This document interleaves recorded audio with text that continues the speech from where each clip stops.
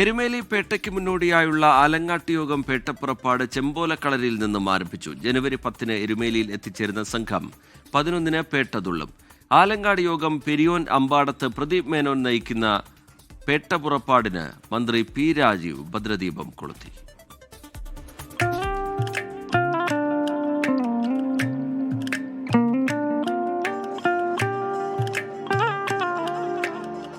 രാജരാജപാണ്ഡ്യൻ രാജവർമ്മ പന്തളം ഭരിച്ചിരുന്ന കാലത്ത് കരിമലയിൽ താമസിച്ചിരുന്ന തിരുമല നായിക്കന്റെ സഹായിയും തസ്കര പ്രമാണിയുമായ ഉദയനനും പടയാളികളും പന്തളം രാജ്യം ആക്രമിച്ച് കൊള്ളയടിച്ചു. കൊള്ളസംഘത്തെ തടയുന്നതിന് പന്തളത്ത് തമ്പുരാൻ ആലങ്ങാട്ട് തമ്പുരാന്റെ സഹായം അഭ്യർത്ഥിച്ചു. പിന്നീടുണ്ടായ യുദ്ധത്തിൽ ഉദയനനെ വധിക്കുകയും കൊള്ളസംഘത്തെ ഇല്ലാതാക്കുകയും ചെയ്തു. തുടർന്ന് അമ്പലപ്പുഴ സംഘവും ആലങ്ങാട് സംഘവും എരുമേലിയിൽ ആനന്ദ നൃത്തമാടിയതാണ് ചരിത്രപ്രസിദ്ധമായ എരുമേലി പേട്ടതുള്ളലെന്ന് അറിയപ്പെടുന്നത്.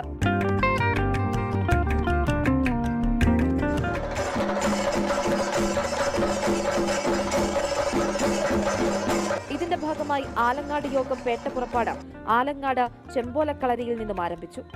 ജനുവരി 11 ഉച്ചയ്ക്ക് അമ്പലപ്പുഴ പേട്ട കഴിഞ്ഞാൽ ഉച്ചയ്ക്ക് 3 മണിയോടുകൂടി ആകാശത്ത് വെള്ളി നക്ഷത്രം തെളിയുമ്പോൾ ആലങ്ങാട് യോഗത്തിൻ്റെ ചരിത്രപ്രസിദ്ധമായ പേട്ടതുള്ളൽ ആരംഭിക്കുകയാണ്.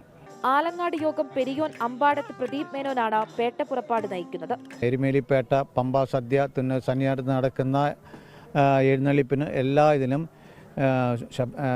ആലങ്ങാട് യോഗം പെരിയോൻ എന്ന നിലയിൽ ഞാൻ മുന്നേ അതിന് ചെമ്പോലക്കളിയുടെ എല്ലാ ഇതും ഞാൻ കൂടെ ആയിരിക്കും ഞങ്ങൾ പേട്ട തുള്ളാം എല്ലാ കാര്യങ്ങൾക്കും നടത്തുന്നത്. ജനുവരി 11 ആകാശത്ത് വെള്ളി നക്ഷത്രത്തിനെ സാക്ഷിയാക്കി ആലങ്ങാട് യോഗം ചരിത്രപ്രസിദ്ധമായ എരുമേലി പേട്ടതുള്ളൽ നടത്തും.